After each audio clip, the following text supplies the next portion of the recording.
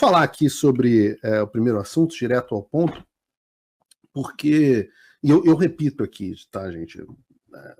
Tirem as crianças da sala. Eu acho que muitas vezes a gente tem que usar um linguajar direto. Sou da turma do Olavo nesse sentido. A gente tem que chamar as coisas pelo que elas são, e não adianta a gente chamar a gente feia com palavra bonita. Então, eu já estou acostumado a ser difamado, tá? Faz anos que isso acontece, em um certo sentido isso acontece desde que eu sou pequeno, já na escola, e depois mais velho, acontece por um ódio que um setor derrotado da sociedade tem pela minha família. Nascer com o sobrenome Figueiredo gera muito boa vontade com algumas pessoas de bem, mas gera má vontade com as pessoas mais que tendem a ocupar o poder, né? Um dia a gente pode discutir o que faz as pessoas ocuparem o poder. Mas, obviamente, a minha vida começou a ficar muito mais complicada quando eu entrei em sociedade, ou melhor, numa parceria, com o Donald Trump, isso lá para os anos de 2010, né? E muita gente não sabe disso, não sabe já me conheceu só como jornalista e não sabe dessa relação que a gente teve durante muitos anos de representação e parceria. E eu não diria nem que minha vida começou a piorar quando eu fiz a parceria com o Trump, porque lá em 2011, eu acho, ele nem era conhecido no ramo político, era conhecido como empresário. Quando ele se elegeu presidente dos Estados Unidos é que a vida começou a ficar mais difícil, a minha vida ficar mais difícil. Porque a dele também, sem dúvida. 2 dias depois que o Trump foi eleito, e eu posso estar errado aqui, tá? Mas eu acho que ele foi eleito no dia 6 de novembro, e acho que foi aberto no dia 8 de novembro, uma coisa assim, de 2016. 2 dias depois que o Trump foi eleito pela primeira vez, em 2016, abriram uma investigação no Brasil contra tudo que houvesse o nome Trump. E essa investigação foi se ampliando, no início não era nem no empreendimento do qual fazia parte, até que em 2019 eu fui surpreendido. Eu já morava nos Estados Unidos há muito tempo, desde 2015, e a casa da minha mãe foi invadida pela Polícia Federal, mandaram me prender, me difamaram em todos os jornais do Brasil, Fantástico, Jornal Nacional, Globo, Folha, etc. De vez em quando tem sempre um desavisado, coitado, que coloca matéria desse tipo de coisa como se fosse novidade. Na época, o procurador, que era um militante pró-Marina Silva, já tinha aberto várias investigações contra pessoas da direita, incluindo o Paulo Guedes. Ele mandou um recado para um intermediário dizendo o seguinte: não, olha, se o Paulo delatar o Trump ou o filho dele, o Donald Jr., fica tudo bem, fica tranquilo, a gente quer eles. Fizeram uma proposta parecida na época para um ex-sócio meu, que foi até torturado, coitado. Você vê como já sou careca de saber esse tipo de coisa. E, obviamente, quando eu recebi essa proposta, eu fiz o que eu acho que alguém deveria fazer quando receber uma proposta dessa. Eu mandei textualmente, e desculpem aqui porque foi exatamente a expressão que eu usei, eu mandei o procurador que tentou me extorquir tomar no meio do cu dele. Porque eu não negocio com um bandido. E eu não tenho nada a dever. Eu sei as coisas que eu fiz na vida e sei as coisas que não foram erradas. E óbvio que mandar um procurador da República tomar no meio do cu não é sempre uma decisão fácil, né? E eu sabia que vinham reprimendas. Por causa disso, eu passei quase um ano na lista da difusão vermelha da Interpol, sofri o pão que o diabo amassou. Foram tempos difíceis. Mas o tempo passou, as coisas passam. A vitória pertence àqueles que duram, né? E depois de gastar uma fortuna, e eu digo aqui milhões de reais em advogado para me defender, depois de passar 17 dias de macacão laranja aqui em presídio nos Estados Unidos, né? Coisa de filme, uma puta experiência interessante. O meu caso foi trancado pelo tribunal. E eu podia dizer aqui que isso equivale a dizer que eu fui inocentado, mas isso não é verdade. Eu nunca fui inocentado. O meu caso foi trancado. Para quem não entende do direito, e eu acho que nem eu sabia isso na época, isso equivale a dizer que o Tribunal de Apelações está dizendo que não é que eu fui inocentado, é que eu sequer deveria ter sido denunciado. E os caras dizem isso, e está na decisão do tribunal, porque não havia elementos mínimos para me acusarem de nada. Mínimos. Não é para eu ser condenado, é para eu ser sequer acusado.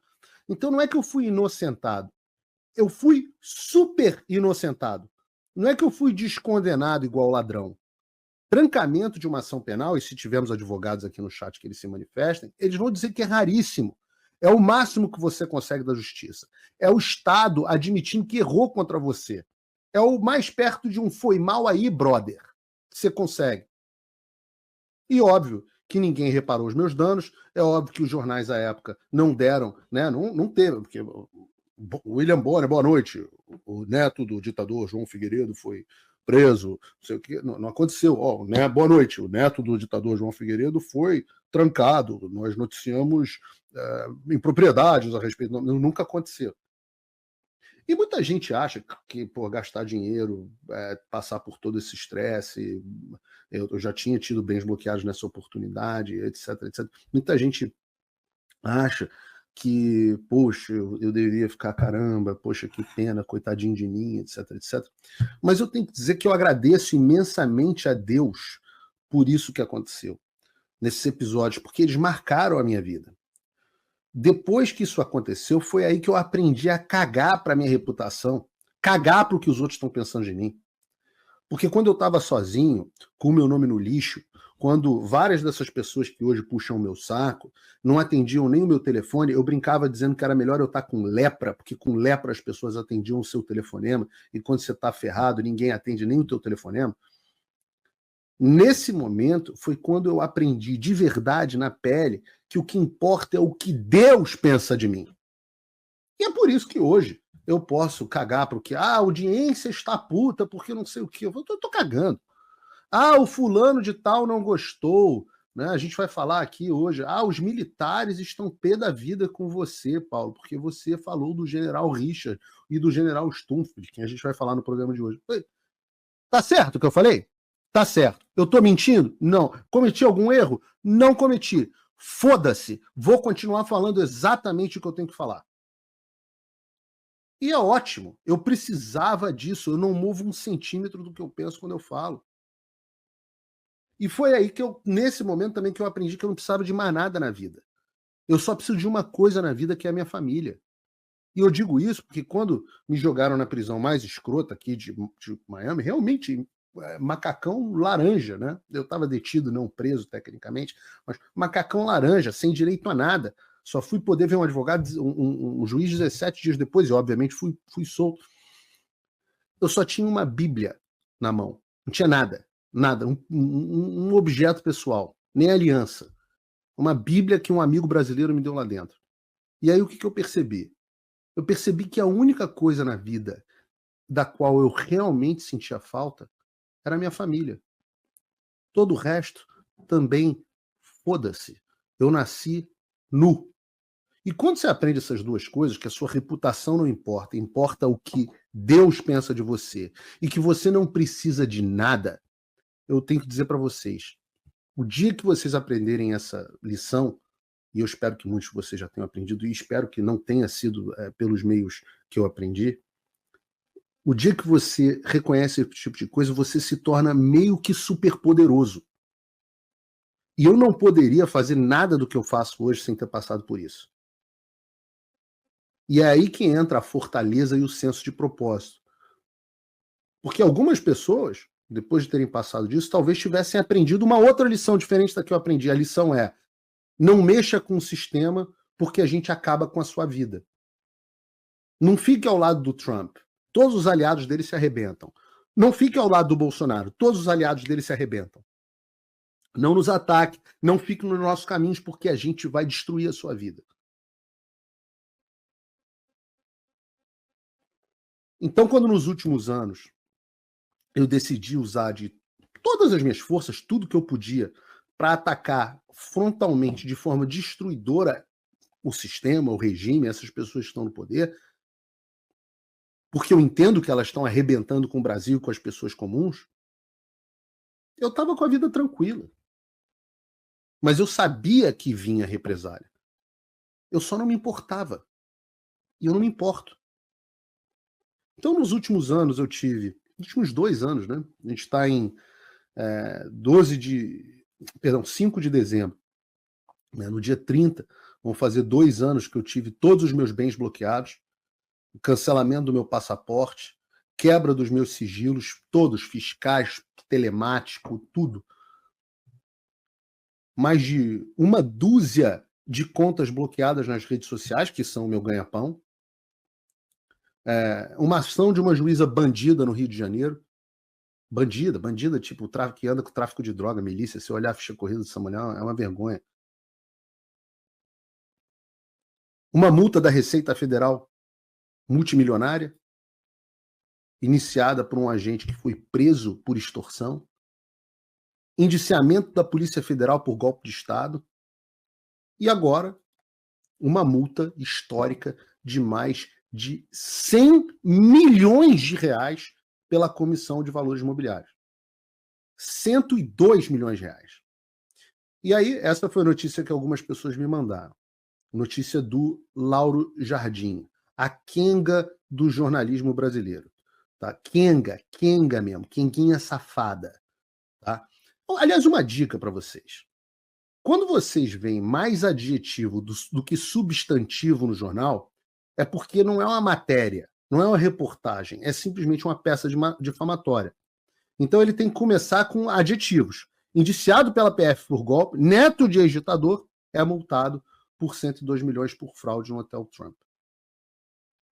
E aí você fala, o Hotel Trump, meu Deus, o Hotel Trump, que eu com enorme orgulho, essa beleza de hotel no Rio de Janeiro, um dos melhores hotéis que o Rio de Janeiro tem, que vive lotado, o hotel utilizado pela Rede Globo, utilizado por gente do mundo inteiro, uma coisa maravilhosa. Você imagina assim, poxa, caramba, então o hotel não foi construído como tantos empreendimentos por aí, ou ele cometeu uma fraude, botou dinheiro para... Nada disso. Não tem absolutamente nada disso. A ação é baseada simplesmente nos fatos que geraram a ação da qual eu fui inocentado. Ou melhor, super inocentado, a ação foi trancada. Detalhe, a gente está falando de coisas que aconteceram em 2015 e que foram desenterradas agora. Será que alguém, em sã consciência, acha que as pessoas não vão perceber o grau de perseguição? Que na semana seguinte que eu sou indiciado por golpe de Estado, eu tomo uma das maiores multas da história da CVM. E assim, eu não vou nem entrar nessa questão do ex-neto de ditador, porque o David Agap fez essa babaquice de ex-neto ditador. Né? O David Agap, quando se refere... fez um tweet bacana, não sei se o David Agap é verdadeiro jornalista, né? Não é essa Kenga do Globo. Ele explica a diferença entre um ditador e o que foi o meu avô. O grande homem que devolveu ao Brasil a democracia plena. O homem que fez a abertura. Um homem que deveria ser comemorado como o herói da democracia brasileira. No entanto, a Kenga do jornalismo chama ele de... E várias outras Kengas. O ditador João Figueiredo. O Alexandre de Moraes é ministro, mas o meu avô, ditador, meu avô, coitado, não sonharia em ter o poder que o Alexandre tem, com mandato vitalício, nem sonharia em fazer as loucuras de censura e perseguição política que o Alexandre faz. Mas a Kenguinha chama o Alexandre de salvador da democracia, o protetor da democracia, e o Figueiredo é o ditador. Aliás, tem que lembrar quem é Lauro Jardim. Lauro Jardim já foi até uma pessoa com algum respeito no jornalismo. Só que uma hora a casa dessas Kenga cai. Lauro Jardim foi aquele que interrompeu com o plantão da Globo, lembram? Tentando derrubar o governo Temer, mentindo sobre o conteúdo de uma gravação feita pelo Joesley Batista. Esse Joesley Batista, que anda da JBS, que anda com o campeão do Lula, que anda pendurado no saco do Lula. Então, Lauro Jardim foi aquele cara que quase derrubou o governo Temer. Deixou o Temer, que naquela época era o inimigo número 1 da esquerda, não sei se vocês lembram, junto com o Alexandre de Moraes, deixou o Temer... O Alexandre de Moraes era ministro da Justiça do Temer. E essa Kenga aí do Lauro Jardim praticamente derrubou o governo Temer, deixou o Temer moribundo, se defendendo de um monte de coisa. No final viram que o áudio não era nada daquilo, mas atrasou a reforma da Previdência em 2 anos, A reforma da Previdência só foi acontecer no início do governo Bolsonaro. O custo das fake news desse filho da puta, travestido de jornalista, foi de bilhões. Pra gente, pro pagador de imposto. Então, o cara que devia estar aposentado, mas tá publicando essas merdas na Globo, se fingindo de jornalista. Então ele me chama de blogueiro, ou sei lá o quê. Eu chamo ele de Kenga. Eu só não vou dizer que neto de agitador é o meu pau no rabo dele, porque ele ia gostar. Então não vou dizer. Pergunta se esse vagabundo teve algum interesse em me procurar. Zero. Não está nem aí. O objetivo da difamação, para ele, foi atingido. Eu acho que não. Eu acho que o meu programa tem 50 vezes mais audiência do que essa bosta dessa coluninha de merda dele.